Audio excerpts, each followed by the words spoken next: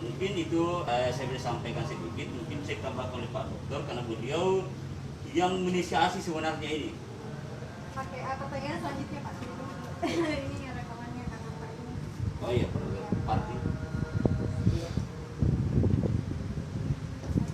Pertanyaan kedua itu terkait awal terbentuknya atau sejarah atau apa yang melatar belakangi memotivasi terbentuknya tongkat ini Pak. Oh iya. Baik, terima kasih. Latar belakang mengapa sampai tongkat ini dicipta itu adalah pemikiran di mana untuk bisa mengolah sampah di negeri ini itu tidak cukup hanya dengan 3R, tetapi penting juga untuk kita mensosialisasikan pengolahan dan manajemen sampah di Indonesia ini harus dengan paling sedikit 5R. 3R itu adalah recycling, reuse, dan reduce. Tetapi saya berusaha untuk meyakinkan bagaimana ini supaya bisa lebih efektif. 3R itu maka harus ditambah menjadi 5R.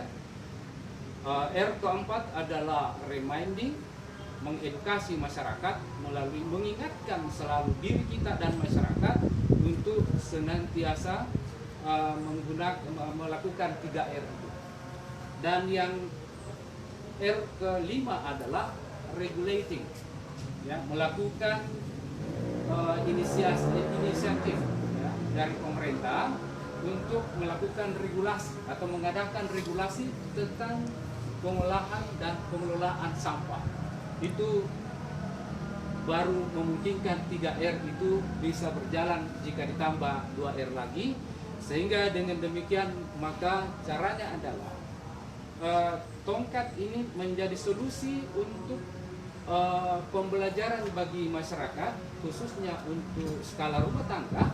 Maka tongkat ini dibuat dalam rangka membiasakan orang memilah sampah dari sampah basah, dari sampah kering atau sampah anorganik dari organik.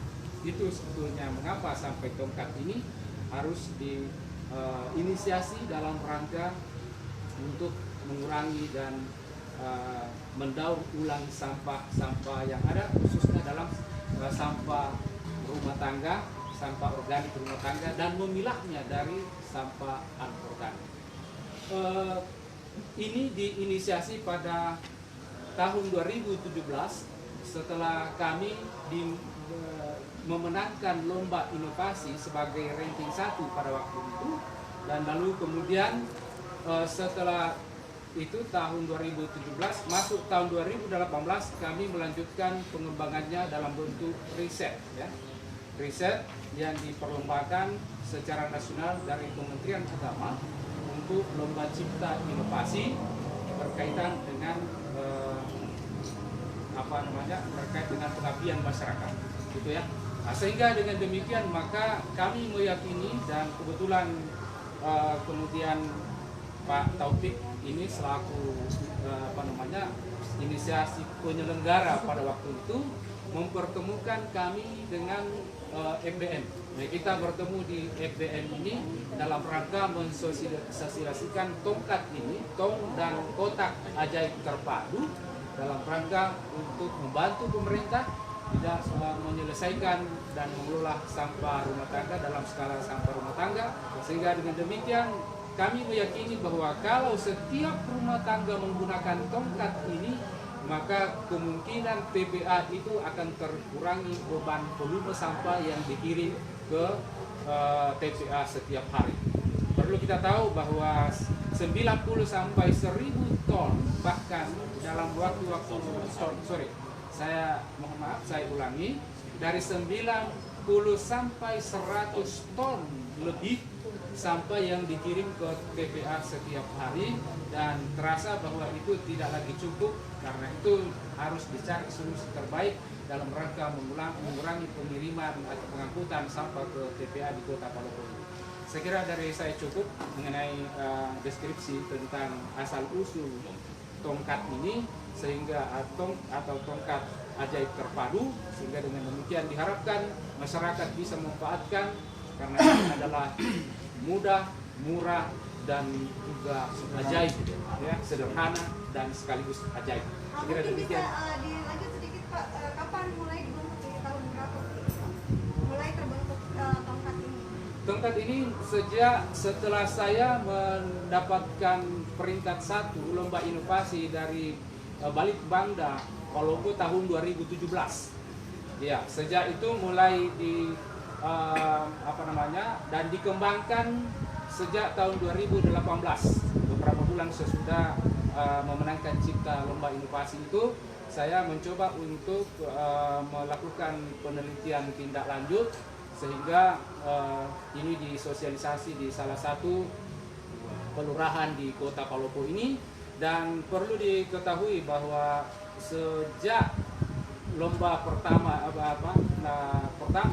saya memenangkan lomba ini, maka sejak itulah tidak pernah lagi kami di rumah tangga saya dan yang menggunakan sampah ini tidak pernah lagi menyumbang sampah ke TPA.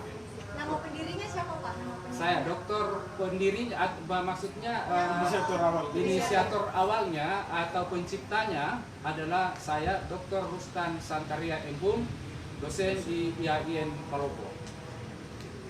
Oke. Masih bisa jadi enggak salah. Dan Masih bisa lagi. masih sedikit lagi Pak, siapa yang bisa jelaskan proses dari awal hingga akhir proses kerjanya bagaimana Pak? Oh iya, Dari- bisa ya. Atau bisa langsung di sini atau enggak apa-apa? Enggak Iya, enggak apa-apa. Di sini saja. Iya, iya. Siapa yang bisa? Iya, biar enggak apa-apa saya. Proses kerja dari awal. Iya. Jelas? Iya. Proses anunya terbentuknya.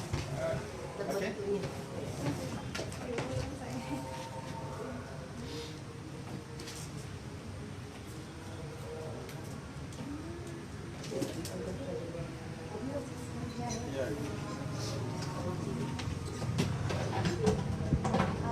Satu, dua, tiga, oke. Baik. Terkait dengan penggunaan BSF atau lalat tentara hitam atau maggot lalat tentara hitam, sebetulnya bukan hal yang baru. Di berbagai negara maju, di Indonesia pun lakukan.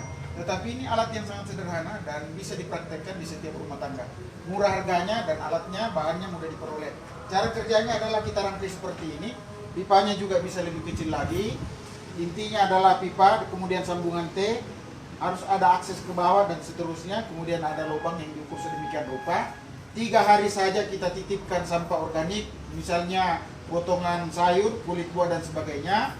Kemudian terjadi fermentasi 3-4 hari. Hasil fermentasi itu dari glukosa yang ada, itu akan terjadi sedikit alkohol. Nah, aroma alkohol ini yang barangkali mengundang datang lalat tentara hitam, menitipkan telurnya, telur jadi ulat, ulat kemudian mengakses ke dalam. Nah, dalam 3 atau 4 hari ulat efektif akan bekerja memakan sampah-sampah organik itu. Begitu seterusnya. Jadi, berdasarkan pengalaman dari teman-teman, untuk tong sebesar ini 1 tahun insya Allah tidak akan penuh untuk satu rumah tangga. Saya sendiri dengan tong ukuran 20 liter, saya gunakan 3. Alhamdulillah sudah 4-5 bulan, sampai sekarang hampir setiap hari saya isi, tidak pernah penuh-penuh. Dan hasilnya 3. Yang pertama adalah pupuk cair yang kita keluarkan dari sini, itu saya bisa dapatkan kurang lebih 5 liter setiap minggu. Itu untuk menyuburkan tanaman. Kemudian yang berikut adalah pupuk padatnya, yang bagian bawah yang sudah diolah. Dan yang terakhir adalah maggot sebetulnya.